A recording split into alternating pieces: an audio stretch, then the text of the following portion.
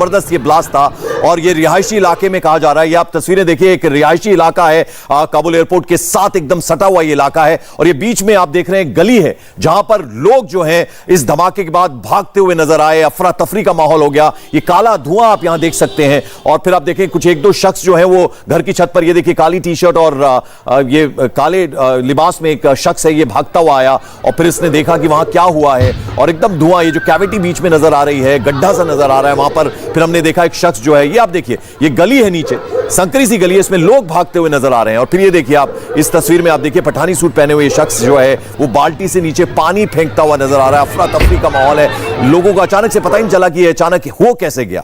कहा जा रहा है कि एक रॉकेट जो है उससे ये हमला हुआ है और फिर आप देखिए काला धुआं जो है तस्वीरों में नजर आ रहा है। रिहायशी इलाका काबुल एयरपोर्ट के बेहद पास का ये इलाका है जहां पर ये जबरदस्त धमाका हुआ है। यानी आप देखें कि ये सीरीज एक तरह से एक के बाद एक, पहले फिदाइन अटैक जो हुआ उसमें 170 लोगों की जान चली गई थी काबुल एयरपोर्ट पर और उसके बाद ये दूसरा धमाका हुआ। ये आप देखिए बिजली का एक खंभा है और ये हाई टेंशन वायर उस पर से होकर गुजरती है। इसकी ऊंचाई कितनी लंबी होती है आप अंदाजा लगा सकते हैं और ये पूरा झुक गया है, यानी एकदम देखिए आप टिल्ट हो गया है लेफ्ट साइड में, ये पूरा आधा टूट कर गिर गया है। और ये फिर ये देखिए एक और सीमेंट का एक खंभा है, उस पर तारें उलझी हुई हैं, आप समझ सकते हैं हाई टेंशन वायर्स, और जाहिर बात है इसकी वजह से इसमें बहुत करंट इससे होकर गुजरता है और आप देख सकते हैं कितना नुकसान इसने किया होगा। काला धुआं उठता हुआ नजर आ रहा है और एकदम अफरा तफरी का माहौल। बहुत सारे लोग जो अपने घरों की छतों पर चढ़ गए ये देखने के लिए हुआ क्या है और फिर नीचे गली में से हमने देखा गुजरते हुए लोग जो हैं वो भागते हुए हमें नजर आए। तो ये आप देख सकते हैं एक बार फिर से काबुल जो है वो धमाके से दहल गया है।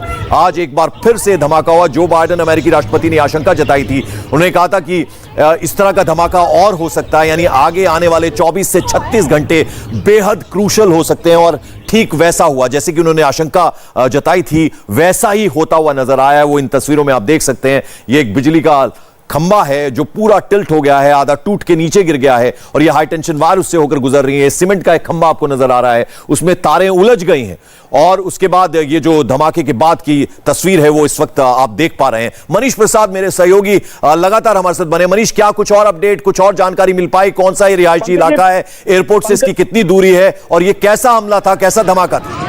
पंकज, ये PT-17 एरिया है, इसे खजिया बागरा कहते हैं। काबुल हामिद करज़ई इंटरनेशनल एयरपोर्ट से इसकी प्रॉक्सिमिटी बेहद करीब है और दरअसल जब ये धमाका हुआ एक साथ जो आसपास का रिहायशी एरिया है जहां पे डेंसिटी करीबन 500 के लगभग लोगों की होगी, उनको समझ ही नहीं आया कि धमाका कैसे हुआ। और जैसे ही धमाका हुआ इम्पैक्ट इसका काफी ज्यादा था कि आसपास स्प्लिंटर इफेक्ट इसके दिखाई दिए और इनिशियली जो इंजरी है वो करीबन 5 से 6 लोगों की इंजरी अभी बताई जा रही है, लेकिन औपचारिक तौर पर जो हॉस्पिटल स्टाफ है या फिर वहां पे जो ग्राउंड स्टाफ है उन्होंने अभी तक इसकी पुष्टि नहीं की। लेकिन ये रॉकेट के द्वारा किया गया धमाका है, इसका मतलब बिल्कुल क्लियर है कि ये ISKP या फिर जो दूसरे यहाँ पर एक्टिव टेररिस्ट ग्रुप थे उन्होंने ये टारगेट किया। ये दरअसल ये एरिया आप ये समझ लीजिए कि हार्डकोर ऑफ द सिटी यानी डाउनटाउन टाइप है, तो इसीलिए यहाँ पर ये कहना कि नाटो फोर्सेस का प्रेजेंस या फिर किसी और तरीके से ये बड़ा मुश्किल होगा। इसीलिए जो ये टारगेट है, मतलब इस जगह पे जो टारगेट किया गया है इसके पीछे कुछ और वजह भी दिखाई दे रही है, इसीलिए अब इसको पूरा एनालिसिस के साथ एनालाइज किया जा रहा है। पंकज,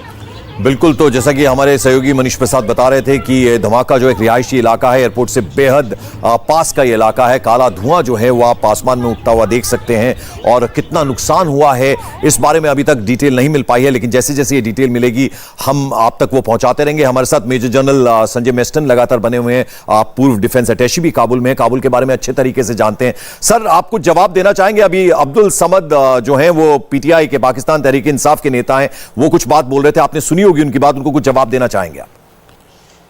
पहली बात तो ये जो धमाका हुआ है इस पे मैं थोड़ा क्योंकि मैंने वहां एक पैटर्न देखा है धमाकों का, ये एक स्पेसिफिक घर लग रहा है और जनरली रिहायशी इलाकों में ये उन्हीं घरों में टारगेट करते हैं जहां पर थोड़ा होटल्स वगैरह हैं और जहां पर फॉरेनर्स रह रहे हैं।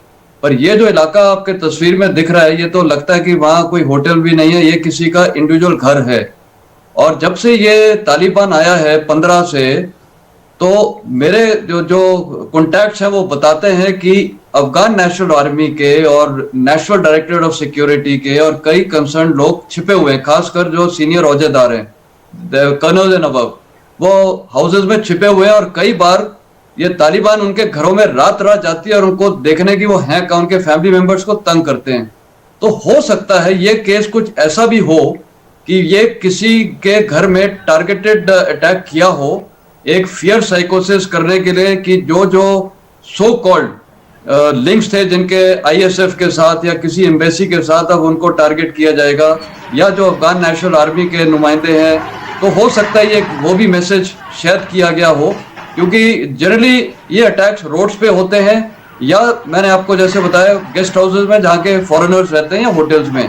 तो ये पहली बार मैं देख रहा हूँ कि बिल्कुल कंजस्टेड एरिया में, और ये अब ये रॉकेट से हुआ है वो भी मेरे को शायद डाउट है, क्योंकि तस्वीर से इतना क्लियर नहीं हो रहा। हो सकता है कि जानबूझ के ये किसी के घर में जाके एक्सप्लोजिव लगा के उड़ाया गया हो, तो इसके अभी भी चीजें क्लियर होंगी, काफी बात के बाद पता चल जाएगा। और जहां तक ये इन्होंने बताया, ये पाकिस्तान गेस्ट ने, देखिए ये तो हर चीज में अमेरिका को ब्लेम करते हैं, ब्लेम तो इनको अपने ऊपर लेना चाहिए, क्योंकि आपको पता है तालिबान को कौन लेके आया था 1996 से 2001 पाकिस्तान लेके आई।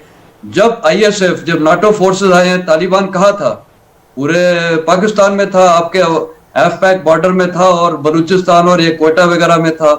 तो उन्होंने ही फिर उनको ट्रेन किया, फिर सपोर्ट किया और अटैक वापस शुरू कराए आईएसएफ के ऊपर। तो ये स्ट्रेटेजी तो वहां से चल रही है। तो करते करते इन्होंने फिर वो पूरा, और उस समय भी पाकिस्तान आर्मी ऑफिसर्स ने लीड किया था अटैक 96 में, जब ये तालिबान का रूल आया था। अभी भी मैं आपको बता रहा हूँ, मेरे तो कई वहां पर army officers, Afghan national army है, उन्होंने बताया था इलाके जैसे कुंडोज वगैरह में है कि Pakistan army officers I cards उन्होंने 13 तो मारे थे उसमें पाकिस्तानी, और शायद ये कुछ चैनल्स में दिखाया था, फॉरेन चैनल्स में, कि I cards Pakistan army officers और उनके जवानों के आई कार्ड्स भी दिखाए थे। तो पूरा गेम प्लान इनका है और इन्होंने ब्राइब किया है, सब कुछ किया है।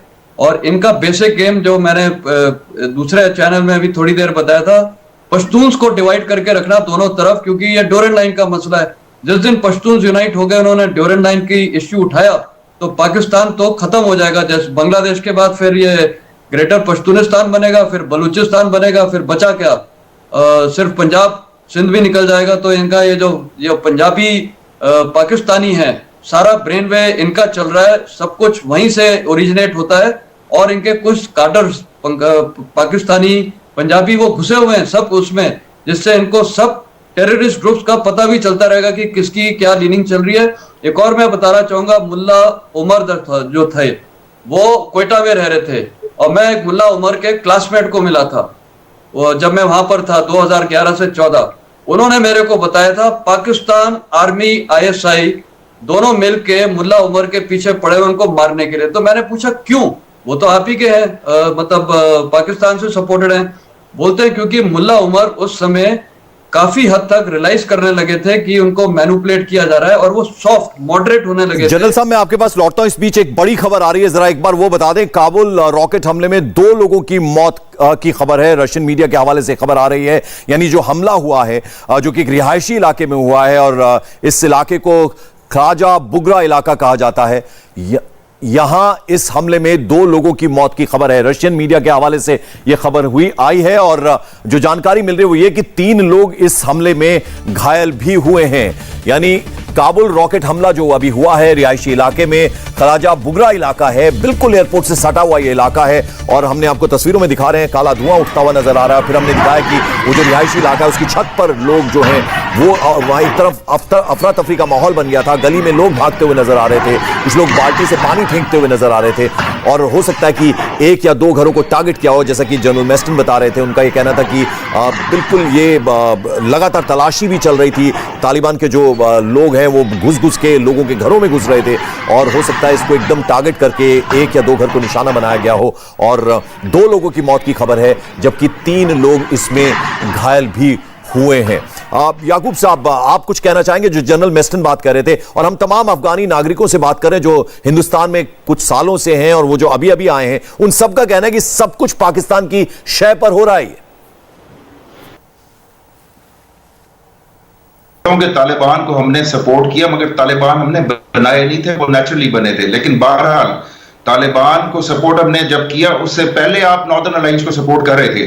अब अगर आपकी सपोर्ट से नॉर्दर्न अलायंस कामयाब नहीं हुआ या रशीद दोस्तम की फोर्स नहीं वो कर सकी काबुल पे कब्जा, या वो नहीं स्टेबिलिटी ला सके, तो ये क्रेडिट तो पाकिस्तान को दें कि अगर पाकिस्तान ने तालिबान को सपोर्ट किया तो अफगानिस्तान में अमन आ गया था। आप ये नहीं कह सकते कि 2001 में जब आपने उनके ऊपर अटैक किया तो उससे पहले तालिबान में कोई ये अफगानिस्तान में कोई ब्लास्ट हो रहे थे या दहशतगर्दी हो रही थी। जनरल भाटिया किस अमनो अमन की बात कर रहे हैं याकूब साहब, जरा जवाब दें उनको। तालिबान से आपको मसला से यही था। मैं जनरल मैस्टर से बिल्कुल सहमत हूं, लेकिन उससे थोड़ा पहले जाना चाहूंगा। ये सब शुरू हुआ 1977 में, ये कोई नया शुरू नहीं हुआ। जब जियाउल हक जब उन्होंने चीफ मार्शल अपना संभाला वहां पर, तो उन्होंने ये इस्लामाइजेशन या रेडिकलाइजेशन शुरू करी पाकिस्तान में, मुजाहिद को उन्होंने सपोर्ट करना शुरू करा, तो वहां से तालिबान का जन्म होता है। अगर आप देखें जाए तो पीछे जाना पड़ेगा आपको। 79 जहां हम कहते हैं जब सोवियत यूनियन आया, उससे पहले से इनका शुरू कर दिया था इन्होंने, जो रेडिकलाइजेशन है, इस्लामाइजेशन है, जनरल जियाउल हक ने। और ये जो शुरू हुआ है पूरा पाकिस्तान से शुरू हुआ है। कहने की बात है जब वो कहते हैं कि हमें Afghan led, Afghan owned, Afghan brokered government चाहिए, लेकिन ये पाकिस्तानी कंट्रोल्ड, आईएसआई कंट्रोल्ड जो है ये सॉल्यूशन है तालिबान का। इनके डायरेक्टर जनरल जो आईएसआई के हैं, जनरल हमीद गुल, उन्होंने खुद बोला है कि हमने अमेरिका की मदद से सोवियत यूनियन को हराया और अमेरिका की मदद से हमने अमेरिका को हराया। तो ये मैं नहीं बोल रहा, ये तो उनका पाकिस्तान के डीजी आईएसआई बोल रहे हैं जो जिन्होंने किया है ये। तो ये बहुत उनका गहरा सा संबंध है आईएसआई का और पाकिस्तान आर्मी का, पाकिस्तान आईएसआई का। उनकी जो स्ट्रेटेजिक रेलिवेंस है जो पाकिस्तान की, वो तालिबान की वजह से आज है। क्योंकि जितनी रोड जो काबुल को जाती है अधिकतर वो रावलपिंडी होके जाती है, इस्लामाबाद नहीं, मैं रावलपिंडी होके जाती है। तो ये हमको जो बड़ी गेम है जो हो रही सोचना पड़ेगा। पाकिस्तान जो है शेर के ऊपर बैठ तो गया है, लेकिन इनकी एग्जिट स्ट्रेटजी क्या है वो देखना पड़ेगा। अशोक सज्जनार साहब, आपसे मैं जानना चाहूंगा स्ट्रेटजी पाकिस्तान की क्या है। देखिए आईएसआईएस खुरासान की बात करें, उसे पाकिस्तान ने बनाया, तालिबान को पाकिस्तान ने बनाया, जैसा कि खुद भी कह रहे हैं याकूब साहब। इसके पीछे मंशा क्या है? देखिए, मंशा उनकी हमेशा से यही रही है, जो काबुल में जो भी सरकार आती है वो पाकिस्तान फ्रेंडली सरकार होनी चाहिए और वो वीक सरकार होनी चाहिए, जिसको कि वो उसके ऊपर वो कब्जा कर सके, उसको वो दबा सके और जो कुछ वो चाहे उसको कहें और वो करने लगे। तो पिछली बार जो थी, चाहे अशरफ गनी की सरकार थी या हामिद करजाई की सरकार थी, वो वीक सरकार थी पर फ्रेंडली नहीं थी। अब ये वाली जो सरकार वो लाना चाहते हैं, ये फ्रेंडली भी होगी और वीक भी होगी, इनका कहना भी मानेगी। आपने एक प्रश्न पूछा था, जो ये पंकज जी, जो ये किस अमन शांति की बात कर रहे हैं, तो मैं कहूं ये शमशान की अमन शांति की बात कर रहे हैं, क्योंकि शमशान में बहुत अमन शांति होती है, कोई पत्ता भी नहीं हिलता है। अभी आपने देखा है, जो जब ये इनके स्पोक्स पर्सन कह रहे थे 17 तारीख को, 2 दिन बाद जब उन्होंने कब्जा किया काबुल के ऊपर और पूरे देश के ऊपर, उन्होंने कहा काबुल में पूरी अमन शांति है। आपने देखा वहां पर क्या हालात है। वहां पर अगर जो कहते हैं, जो ये सरकार जो आई है वहां के अवाम के उससे सपोर्ट से आई है, तो ये जो लाख लोग वहां पर हैं, एयरपोर्ट पर जो जाना चाहते हैं, जो आपके स्पिन बोल्डक पर खड़े हैं, जो वहां से निकलना चाहते हैं, वो कौन लोग हैं? अगर अवाम का इनको सपोर्ट है इस सरकार को, तालिबान, अभी तो सरकार बनी भी नहीं है तालिबान को, तो फिर ये लोग कौन हैं? देखिए, एक आखिरी बात मैं ये कहना चाहूंगा, जो ये ISKP है, इस्लामिक स्टेट खुरासान प्रोविंस, इसकी जो तार हैं सारे हक्कानी नेटवर्क के पास हैं, सारे ISI के पास हैं। तालिबान, उसमें भी हक्कानी नेटवर्क छाया हुआ है और वो ISI के पास उसके तार हैं। तो देखिए, जो कुछ भी है ये सब उनको कठपुतलियों की तरह उनको नचाते हैं। और ये तो यहां तक भी कहा जा रहा है, जो ये कह रहे हैं, जो इस्लामिक स्टेट खुरासान प्रोविंस, ये ISI की अपनी वो है स्ट्रैटेजी है, जो इस्लामिक स्टेट खुरासान प्रोविंस वो यहां पर ऐसे हमले करवा रही है जिससे कि ये मालूम चले भाई वो एक्सट्रीम टेररिस्ट हैं, और जो तालिबान हैं वो कंडेम करेंगे इस टेररिस्ट अटैक को, और वो कहेंगे ये तो बड़े गुड टेररिस्ट हैं, ये तो बड़े रिफॉर्म टेररिस्ट हैं। क्योंकि यही तालिबान चाहता है, जो वो कह रहा है, जो Taliban 2.0 is very different from Taliban 1.0। वो कहने के लिए तो सभी ठीक बातें कह रहा है, करने के लिए कुछ भी नहीं कर रहा है। तो यही दिक्कत है। यही सर, मैं आपके पास आता हूं इस वक्त। एक बार फिर से अपने दर्शकों को उनकी जानकारी के लिए बड़ी खबर बता दें तो काबुल में आज एयरपोर्ट के पास एक और बड़ा धमाका हुआ है और खुलजा बुगरा इलाका है जहां पर ये जबरदस्त तरीके से अटैक हुआ, यानी रॉकेट से ये अटैक किया गया। और एक रिहायशी इलाका है जहां पर ये हमला हुआ है रॉकेट से, और काला धुआं जो है वो आप उठता हुआ नजर आ रहा है आपको। और रशियन मीडिया के हवाले से खबर आ रही है कि 2 लोग इसमें मारे गए हैं, जबकि 3 लोगों के घायल होने की खबर है। मनीष प्रसाद हमारे सहयोगी लगातार हमें अपडेट दे रहे हैं। मनीष, और क्या अपडेट और क्या जानकारी? पंकज, 2 बातें बिल्कुल क्लियर हैं। पहली कि ये करीबन 500 से 600 लोगों का रिहायशी एरिया और रिहायशी कॉलोनी वाला एरिया है ये, और यहाँ पर ये धमाका हुआ। अब जो वहाँ पे लोकल ऑफिसर्स हैं उनके मुताबिक ये बहुत ही सोचे समझे तरीके से किया हुआ हाई डेंसिटी एरिया के अंदर ये धमाका है, जिसमें करीबन 5 लोग बहुत बुरी तरीके से जख्मी हुए। और ये जो घर है वो करीबन 20 बाय 20 के लगभग का घर है। और यहाँ पर जब ये सारे के सारे जब जैसे ही धमाका हुआ उसके बाद क्विकली रिस्पॉन्ड करते हुए यहाँ के लोगों ने कोशिश की कि आग को बुझा सके, लेकिन तब तक बहुत देर हो चुकी थी। और यही वजह है कि उसी के साथ साथ ही प्रॉब्लम यहाँ से शुरू हुई कि जो आस पास की लोकेशन थी उसको कंट्रोल करने की कोशिश की गई। अब इसमें जैसा जनरल वेस्टन भी बता रहे थे, दरअसल हमें जो इनिशियल इनपुट मिल रहा है उसके मुताबिक इसकी संभावनाएं बहुत ज्यादा है कि जो एनडीएस के लोग हैं, जो अफगान स्पेशल फोर्सेस के लोग थे, दरअसल वो सारे के सारे ही इन्हीं इलाकों में अलग अलग जगहों पर हैं, जो कि अपनी आइडेंटिटी छुपा कर बैठे हुए हैं। और इसी वजह से पिन पॉइंट करके तालिबान से उनको बहुत ज्यादा प्रेशर है। तो ये संभावनाएं जताई जा रही है अभी जो लोकल इंटेलिजेंस ऑफिसर्स हैं उनके द्वारा, जो कि बिल्कुल एक तरीके से हाइड आउट के अंदर हैं। और वो अफगान नेशनल आर्मी के जो लोग हैं या एनडीएस के लोग हैं वो नहीं चाहते कि कहीं से भी तालिबान को उनकी लोकेशन मिले। तो ये धमाके को उससे कोरिलेट करके देखा जा रहा है, क्योंकि नाटो फोर्सेस का या फिर इंटरनेशनल कम्युनिटी का कोई भी व्यक्ति इस एरिया में नहीं था। तो यहाँ पर रॉकेट गिरना, ये PD-17 खजय बागरा का एरिया है, जो कि जिसकी क्लोज प्रॉक्सिमिटी है एयरपोर्ट से, तो इसीलिए ये बहुत ही ज्यादा इंपॉर्टेंट है और इसी को एनालाइज किया जा रहा है पंकज। और ये नहीं भूलना चाहिए 31 से पहले एक यूएस ने अपनी एडवाइजरी दी है, उसके अलावा नाटो फोर्सेस ने बहुत क्लियर कहा है कि और धमाके एयरपोर्ट के आसपास की प्रॉक्सिमिटी हो सकता है। और इसी वजह से तालिबान ने अपने 3 बड़े कंटिजेंट, जो कि वर्दक, उसके अलावा लोगार और साथ में पाक्तिका इलाके से वहां पर शिफ्ट किए हैं पंकज। बिल्कुल। और मनीष, जैसा कि आप भी बता रहे हैं, हम लगातार अपने दर्शकों को बता रहे थे कि आप घर घर की जाकर तलाशी ले रहे हैं तालिबान, और शायद टारगेट जो है उनको पता होता है कि कहां ये इस तरह का हमला करना है, और शायद उसी के चलते ये आज का हमला भी हुआ है। मनीष से हम बात करने की कोशिश करेंगे, उनसे हमारा संपर्क टूटा। तो आप तस्वीरों में देख रहे हैं काबुल का ख्वाजा बुगरा इलाका, एयरपोर्ट से एकदम सटा हुआ ये रिहायशी इलाका है जहां पर ये रॉकेट से हमला हुआ है। और उस हमले के बाद आप देख सकते हैं आसमान में ऊंचा ऊंचा उठता हुआ काला धुआं नजर आ रहा है।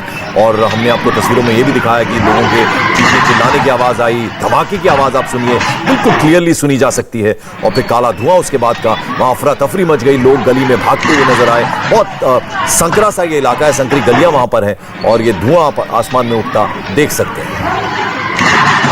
जनरल वेस्टन, ये हो क्या रहा है काबुल में? अमेरिका जो है वो 40 घंटे जो है उसमें इस तरह के और धमाके हो सकते हैं। जो बाइडेन ये बात कह रहे हैं, 31 तारीख तक की डेडलाइन है। आज खबर ये भी आ रही है कि अशरफ गनी वापस लौट सकते हैं और जो सरकार बनेगी अगर उसका हिस्सा हो सकते हैं। दूसरी तरफ तालिबान की तरफ से ये भी कहा जा रहा है कि जो पंजशीर का इलाका है वहां पर वो घुस गए हैं अंदर। इस तरह की खबरें भी आ रही हैं, और फिर उस बीच ये रॉकेट से हमला हो जाता है। एक्चुअली ना अभी मैं आपसे थोड़ा रिक्वेस्ट करूंगा, मेरे को एक दूसरे चैनल का 7 बजे का टाइम मांगा था उन्होंने, तो वो मेरे को फोन कर रहे हैं। पर मैं इतना ही बोल दूंगा, जो पंजशीर की खबर है बिल्कुल गलत है। मैं उस इलाके में खुद गया हुआ हूँ, और जो आज वो फोटोज या वो वीडियोस डाल के रखे थे वो तो बिल्कुल कोई दूसरे इलाके का है। मैं तो वो बिल्कुल एकदम पहचान गया। उस समय कोई मेरे को पूछता तो मैं उसी समय ये इसको कंडम करता है कि ये बिल्कुल फ्रॉड वीडियो है। तो ये सब अभी फ्रॉड चीजें चलती रहेंगी। और सॉरी मैं अभी बाकी जवाब नहीं दे पा रहा हूं, क्योंकि ठीक है जनरल वेस्टन, आपने हमें वक्त दिया, इंडिया टीवी को वक्त दिया, आपका शुक्रिया। जनरल विनोद भाटिया, मैं आप ही से अगर ये सवाल कर लूं, ये जो स्थिति इस वक्त काबुल की बनी हुई है, क्या आपको लगता है कि अब जो अमेरिका आशंका जता रहा था इस तरह के हमले अभी और भी हो सकते हैं? क्योंकि 31 तारीख में अभी भी 2 दिन बाकी है, आज 29 तारीख है, कल और फिर परसों का दिन है। बिल्कुल ये हमले और बढ़ सकते हैं, और इसके बढ़ने के लिए क्योंकि वहां की जो डायनेमिक्स हैं वो अलग हैं, और आतंकवाद बहुत ज्यादा फैला हुआ है, बहुत ज्यादा आतंकी है वहां पर, बहुत ज्यादा संख्या में है और सबके पास गोला बारूद है, वेपन्स हैं, और खासतौर से जितने वेपन्स यूएस खुद छोड़ के गया वहां पर, तो उसके जो कब्जा करा उन्होंने, तो उसका इस्तेमाल करना जरूरी है कि वो करेंगे। और ये दुनिया को एक तरह तालिबान बताना चाहेगा दुनिया की वहां शांति है, लेकिन दूसरी तरफ तालिबान और खासतौर से आईएसआईएस खारसम जो के है वहां पर, और पाकिस्तान इसको कंट्रोल करता है पूरी तरह से। तालिबान तो कंट्रोल में है लेकिन खारसम तो पूरी से कंट्रोल में है, तो वहां पर जो है वायलेंस लेवल्स अभी बढ़ेंगे। और जहां तक पंजशीर का सवाल है, मैं नहीं समझता कि वहां पर अभी तालिबान जाएगा, क्योंकि तालिबान एक आतंक ऑर्गेनाइजेशन है और पंजशीर में जाने के लिए उनको एक मिलिट्री चाहिए होगी, जैसे कि सोवियत यूनियन भी गया था वहां पर, तो उन्होंने भी कभी वहां पर सफलता नहीं प्राप्त की। वो अलग से बड़े उसकी टेरेन अलग है और वहां पर जो है उनके जो फाइटर्स हैं बिल्कुल अलग है, वहां नहीं आने देंगे इनको। तो ये जो इंक्लूसिव गवर्नमेंट की बात कर रहे हैं, ये देखना पड़ेगा हमको कि इसमें क्या हो रहा है और खासतौर से इंडिया के इंटरेस्ट कैसे हम प्रोटेक्ट कर पाएंगे। तो ये वायलेंस लेवल्स है अगले 40 घंटे में जब तक निकलते नहीं है वहां से बढ़ेगा, और मेरे ख्याल से उसके बाद भी कंट्रोल के लिए वायलेंस बढ़ेगा। और ये वायलेंस बढ़ने के बाद वहां पर जब गवर्नमेंट बनेगी तब उसमें थोड़ा सा काबू आएगा, लेकिन इसमें पाकिस्तान का मेन रोल है कि पाकिस्तान का कंट्रोल तालिबान के ऊपर भी है और आईएसआईएस के ऊपर भी है। याकूब साहब कुछ कहना चाहेंगे इस पे? देखिए, मेरा नहीं ख्याल कि पंजशेर में तालिबान जो है पंजशेर को कैप्चर करेंगे, उनका एग्रीमेंट भी हो चुका है उनके साथ, और पंजशेर वैली जो है वो कभी भी तालिबान के कंट्रोल में नहीं रही। तो वो हमेशा से ही नॉर्दर्न अलायंस और अहमद शाह मसूद के फोर्सेस के पास रही है। तो बहरहाल मुझे इन शॉर्ट जो हालात नजर आ रहे हैं उसमें कोई अमन दिखाई देता नजर नहीं आ रहा है कोई अगले चंद दिनों में, क्योंकि अमेरिका तो पहले ही इंटेलिजेंस रिपोर्ट्स दे देता है कि अटैक होने वाला है और आज अटैक हो सकता है। और वहां पे नगरहार में उसने स्ट्राइक किया ड्रोन से, 2 बंदे मारे गए कि जी हाई प्रोफाइल टेररिस्ट मारे गए, नाम डिस्क्लोज नहीं कर रहे। तो कहीं ना कहीं कुछ अभी तक तो कुछ गतियां। याकूब साहब, मेरा सवाल आपसे ये था, देखिए जितने अफगानी लोगों से हम बात कर रहे हैं जो हिंदुस्तान में कुछ सालों से रह रहे हैं, जो हालात वहां के हैं और जो अभी आए हैं, उन सबका ये कहना है कि ये जो कत्लो गारत, ये जो हिंसा वहां पर हो रही है, जो धमाके वहां पर हो रहे हैं, ये सब पाकिस्तान की शय पर हो रहे हैं। पाकिस्तान को सब मालूम है, क्योंकि आईएसआईएस, खुरासान की मैं बात करूं, मैं तालिबान की बात करूं, तो इस सब के पीछे पाकिस्तान है। और ये बात हम ही नहीं कह रहे, ये तमाम वो अफगानी लोग भी कहते हैं आके कि पाकिस्तान को सब मालूम है, पाकिस्तान की शय पे हो रहा है। देखिए, जो इंडिया लोग आते हैं अफगानिस्तान से, वो मोस्टली जो होते हैं नॉन पश्तून होते हैं, और उनका पाकिस्तान के बारे में जो राय होती है वो बहुत ही बाइस्ड होती है। वो कभी भी पाकिस्तान को अपना दोस्त नहीं समझते। अगर आप किसी पश्तून से बात करें जो मेजॉरिटी है वहां पे, तो डेफिनेटली आपको पता ही है कि उनका दूसरा घर पाकिस्तान है। तो मैं हर अफगानी सिटीजन की जो बात है ना, उसको ये नहीं कह सकता कि वो जस्टिफाइड है, यानी कि ये कहना गलत है। पाकिस्तान ने हमेशा जो है ना पॉजिटिव रोल प्ले किया वहां पे। अशोक सज्जनार साहब, कुछ जवाब देना चाहेंगे आप याकूब साहब को? देखिए, ये केवल वो जो अफगान लोग हैं जो भारत में हैं वो ही नहीं कहते हैं, पूरी दुनिया ये कहती है। आपको तो पता है जो डोनाल्ड ट्रंप साहब ने क्या कहा था 1 जनवरी 2018 में अपनी ट्वीट में। उन्होंने कहा था जो हम इतना पैसा देते हैं इनको, पाकिस्तान को $33 बिलियन दिया है हमने, और वो उन्हीं आतंकियों को अपने पास यहाँ पर रखते हैं, उन्हीं को शरण देते हैं, उनको पनाह देते हैं, उन्हीं को ट्रेनिंग देते हैं, सभी कुछ। तो अब आगे नहीं चलेगा। परंतु फिर ये होते हुए भी उन्होंने बातचीत करनी शुरू कर दी तालिबान के साथ, क्योंकि तालिबान तो ये सब जानते हैं, सभी कहते हैं जो उन्हीं का पाकिस्तान का बनाया हुआ है 1990 के दशक में। और फिर अब यहाँ पर क्योंकि डोनाल्ड ट्रंप को अपने इलेक्शन की चिंता थी, तो इसीलिए उन्होंने कहा जो कुछ भी है एक उनको अग्रीमेंट चाहिए जिससे कि अमेरिकन ट्रूप्स वहां से निकल सके। उनको अपनी कंस्टिट्यूएंट्स के पास जाना था, ये कहते हुए जो मैंने जो प्रॉमिस किया था 2016 में कैंपेन के टाइम, जो मैं अपने सब सैनिकों को वापस लेकर आऊंगा, तो मैं अपने प्रॉमिस को पूरा कर रहा हूं। परंतु उसके बाद उन्होंने जो अग्रीमेंट किया वो ऐसा खराब अग्रीमेंट था जिसमें कि तालिबान ने कुछ भी, जो भी उन्होंने प्रॉमिस किया था वो कुछ उन्होंने नहीं माना। एक उन्होंने कहा था जो वो नेगोशिएट करेंगे, सीरियसली नहीं किया। एक कहा था जो पीस का, ये वायलेंस का लेवल नीचे लाएंगे, वो कुछ नहीं किया। फिर उन्होंने कहा था जो हमारे जो भी संबंध है, रिश्ते हैं, जो भी ये आतंकी गुट हैं, उनके साथ हम तोड़ देंगे। उनके साथ तो और बड़े हैं। आप देखिए तालिबान के साथ न केवल अल-कायदा परंतु तहरीक तालिबान पाकिस्तान जिसके बारे में आपने बात की है, और लश्कर जंगवी, अंसरुल्लाह, जैश ए मोहम्मद, लश्कर तैयबा, आप नाम ले, ईटिम भी है वहां पर, ईस्ट तुर्किस्तान इस्लामिक मूवमेंट जो कि शिंजियांग के वीगुर मुसलमानों के हित में वो काम करती है। तो देखिए उनके साथ जो है तालिबान के साथ बहुत सारे ऐसे गुट बने हुए हैं। आपने ये भी सुना है जो मजूर असद ये वहां पर गए थे, मुल्ला बरादर से वो मिला था कंदहार में, और वहां से उसने सहायता मांगी थी जो मुझे कश्मीर में आकर सहायता दो, क्योंकि ये सब जो गुट हैं पंकज जी, वो ये सब कह रहे हैं तालिबान को जो जब आपको सहायता चाहिए थी हमने आपकी सहायता की है, अब आपके लिए ये पे बैक टाइम है, आप हमारे लिए कुछ करिए जो हमको हमारा अपना एजेंडा है, और जैश का यही एजेंडा है, और इसी के लिए वो मसूद अजहर गए थे।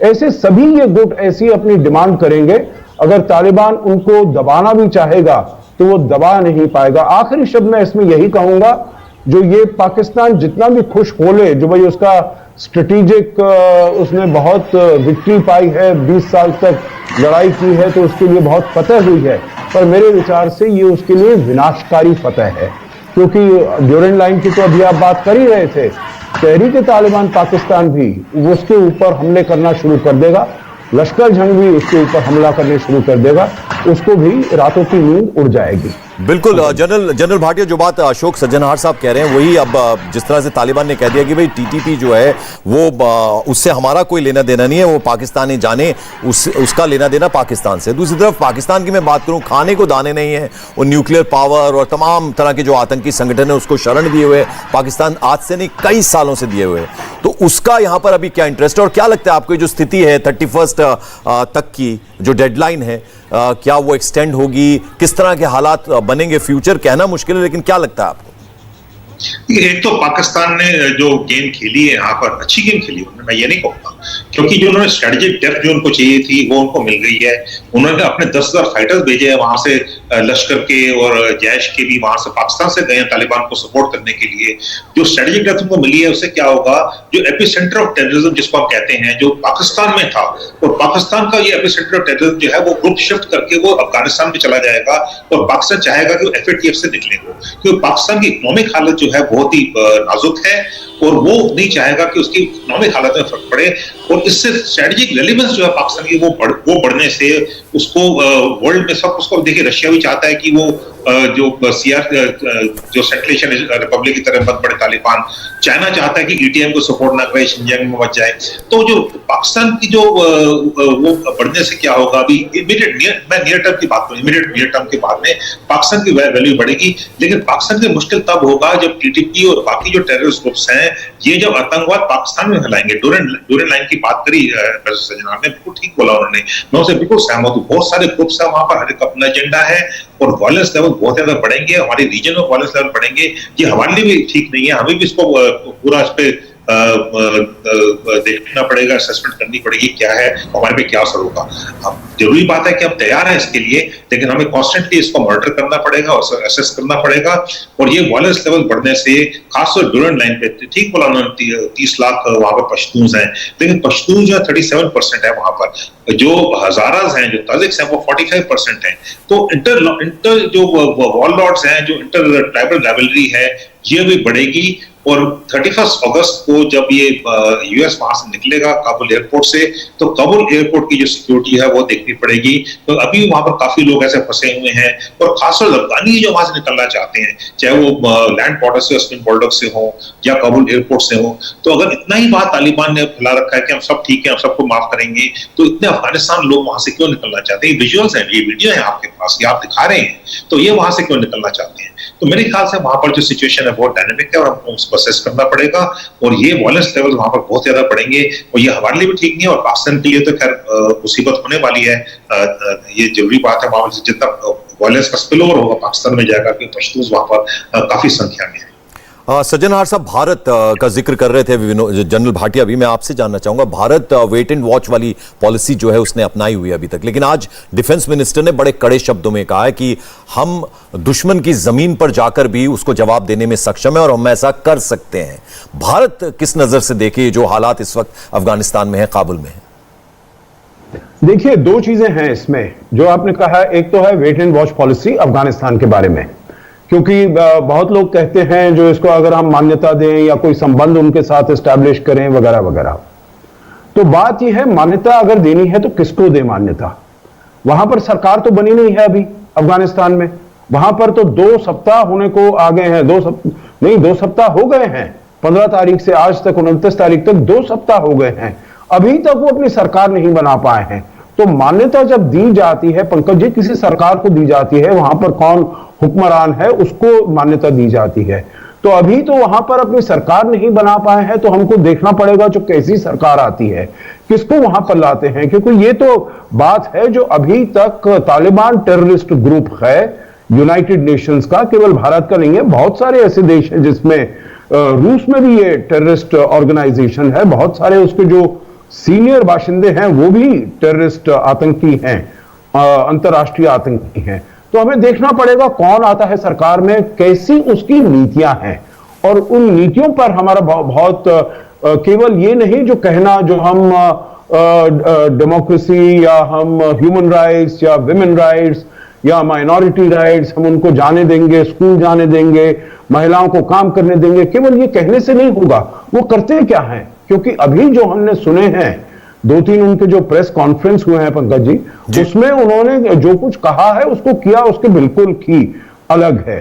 तो ये तो बात है मान्यता देने की। और दूसरा आपका प्रश्न क्या था? जो भारत में ये कह रहा था कि भारत जो है वो भारत, राजनाथ सिंह जी का मैंने जिक्र किया था, उन्होंने आज बड़े कड़े शब्दों में कहा है कि हम दुश्मन के घर जाकर यानी उनकी जमीन पर जाकर भी उन्हें कड़ा जवाब दे सकते हैं। जी बिल्कुल, और ये केवल कहने की बात नहीं है, वो मेरे ख्याल से हमने करके दिखाया है, चाहे वो बालाकोट में हो, चाहे वो वहां पर हो सर्जिकल स्ट्राइक हो, तो हमने करके दिखाया है, तो केवल कहने की बात नहीं है। तो इसीलिए पाकिस्तान की जो भी ये नेफेरियस एक्टिविटीज हो, जो भी उनके नेफेरियस प्लान्स हो, उसमें हम उसका मुंहतोड़ जवाब देने के लिए हम बिल्कुल सक्षम हैं। जो ये मसूद अजहर गए थे, वहां से उन्होंने मुलाकात की है इनसे, ये मुल्ला बरादर से, और जो कुछ भी वो कर रहे हो, जितने भी इनके पास ये अस्त्र शस्त्र आए हों जो कि अमेरिका छोड़कर गया है, राइफल्स आए हों या ये हेलीकॉप्टर्स वगैरह वगैरह आए हों, ठीक है उनके पास आ गए हैं। तो परंतु हमारी सेना बड़ी सक्षम है, हमारी सेना की तैयारी बहुत अच्छी है, चाहे वो इसमें हमारा काउंटर टेररिज्म ग्रिड हो, इंटेलिजेंस ग्रिड हो, हम बहुत उसमें सक्षमता हमने हासिल की है। तो बिल्कुल ठीक कहा है रक्षा मंत्री ने, जो हम उनके घर जाकर मारेंगे, इसीलिए वो कुछ करने के लिए उतनी जरूरत मेरे ख्याल से करेंगे नहीं। सर मैं आता हूं आपके पास, हमारे साथ एक और खास मेहमान मेजर जनरल रिटायर्ड जीजी द्विवेदी साहब जुड़ गए हैं, डिफेंस एक्सपर्ट हैं आप। जनरल द्विवेदी, आपसे मैं जानना चाहूंगा, इवैक्यूएशन का प्रोसेस चल रहा था, तमाम देश के जो लोग हैं वो अपने नागरिकों को निकाल रहे थे, उस बीच फिदाइन अटैक होता है काबुल में, एयरपोर्ट के एकदम पास में, और आज एक बार फिर से रेजिडेंशियल इलाका बिल्कुल सटा हुआ एयरपोर्ट से वहां रॉकेट से हमला होता है। एक तरफ तो तालिबान सरकार अब 2 हफ्ते होने को आए हैं, अशरफ गनी वापस आ रहे हैं, ये खबरें आ रही हैं, और दूसरी तरफ अमेरिका जो है डेडलाइन दिया था तालिबान ने 31 तारीख, वो भी अभी एकदम खड़ी है, परसों आ रही 31 तारीख भी, और उस बीच ये एक और हमला हो जाता है। देखो पंकज, इस समय जो हालात हैं काबुल में या अफगानिस्तान में बहुत नाजुक है और काफी धुंधलापन है, क्योंकि इसमें कोई क्लैरिटी नहीं है। इसमें मैं 2-3 चीजें आपके सामने रखूंगा। देखो, सबसे पहले जो तालिबान कह रहे हैं वो कर नहीं रहे हैं, क्योंकि उनके जो मुद्दे हैं, उनके जो लक्ष्य हैं वो बहुत स्पष्ट है। सबसे पहले उन्होंने कहा कि हम एक इस्लामिक एमिरेट बनाएंगे, शरिया लॉज लाएंगे। तो ये नादानी होगी कि वो बदल जाएंगे, नहीं, ये बिल्कुल नहीं बदलेंगे, ये बिल्कुल वही एजेंडा फॉलो करेंगे जो उनका अभी तक है। पर इसमें पाकिस्तान और जैसे और उनके सहयोगी हैं, चाइना है, ब्रिटेन है, वो एक इनकी कालक जो चेहरा है उसको थोड़ी पुताई कर रहे हैं। वो कह रहे हैं कि नहीं नहीं ये बदल जाएंगे, इनकी जो सरकार है इंक्लूसिव होगी। कहाँ साहब इंक्लूसिव सरकार होगी? इन्होंने किसी को अंदर नहीं लाना है, ये करेंगे जो अपने आप। पर तीसरी बात यह है कि देखो, तालिबान जो ग्रुप है ये एकजुट ग्रुप नहीं है, इसमें कोई एकता नहीं, इसमें बहुत बहुत कलाकार हैं इसमें। अभी आपको पता ISIS-K है, तो इनका भी पूरा जो कब्जा या पूरा अधिकार है, कंट्रोल है, इनका नहीं है। और पाकिस्तान चाहेगा ये ग्रुप एक दूसरे से भिड़ते रहे, लड़ते रहे, ताकि उनकी अहमियत इसके साथ बढ़ेगी। तो पाकिस्तान की एक चाल है कि इनको एक दूसरे के साथ इंगेज रखो और साथ ही साथ इनके जो उनके हाथ में एक कटोरा है भीख मांगने का, वो इनके नाम पर भी मांगेंगे, कुछ अपने आप भी इसमें फायदा उठाएंगे। और जो सबसे आखिरी बात है वो हम सामने वाले, देखो पाकिस्तान की प्रॉक्सी वॉर की पॉलिसी है और इसमें वो चाहेंगे पूरा फायदा उठाया जाए। और अभी आप देखो मौलाना मसूद अजहर गए हैं और उन्होंने आज ही एक स्टेटमेंट आई है कि जैश के और लश्कर के जो नुमाइंदे हैं वो काबुल में वो उन्होंने रोड ब्लॉक में वो हिस्सा ले रहे।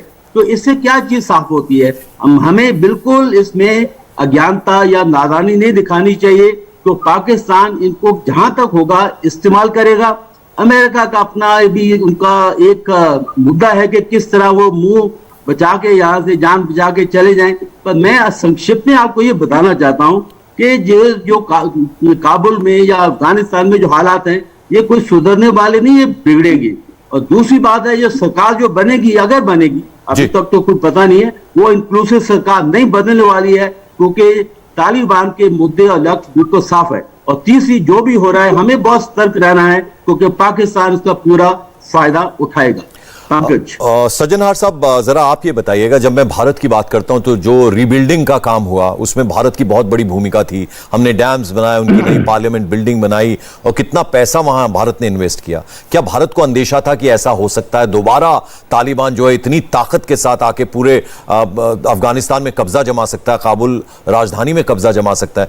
दूसरा, अमेरिका ने 20 साल लगाए वहां की सेना को ट्रेन किया, और कैसा ट्रेन किया कि एकदम से घुटनों के बल आ गई अफगानी सेना भी। और दूसरा सवाल बड़ा यह है कि एक बार इंटरेस्ट दिखाया और फिर एकदम डिसइंटरेस्टेड हो गया अमेरिका। अमेरिका आया ही क्यों अफगानिस्तान?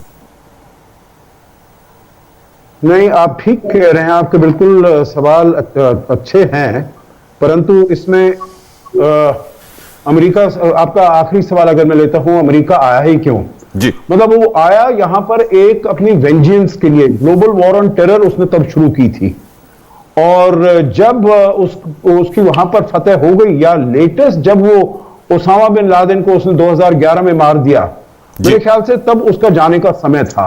परंतु उसके बाद से हालांकि वहां के सभी राष्ट्रपति बोल रहे हैं जो हमको यहां से निकलना चाहिए, क्योंकि 2010 में आपको याद होगा जब बराक ओबामा आए थे, उन्होंने कहा 2011 में एक सर्ज हुआ वहां पर, 2014 में उन्होंने बहुत सारे अपने वो ले गए जो सोल्जर्स थे, फोर्सेस थे, उन्होंने बहुत कम कर दिया उसको।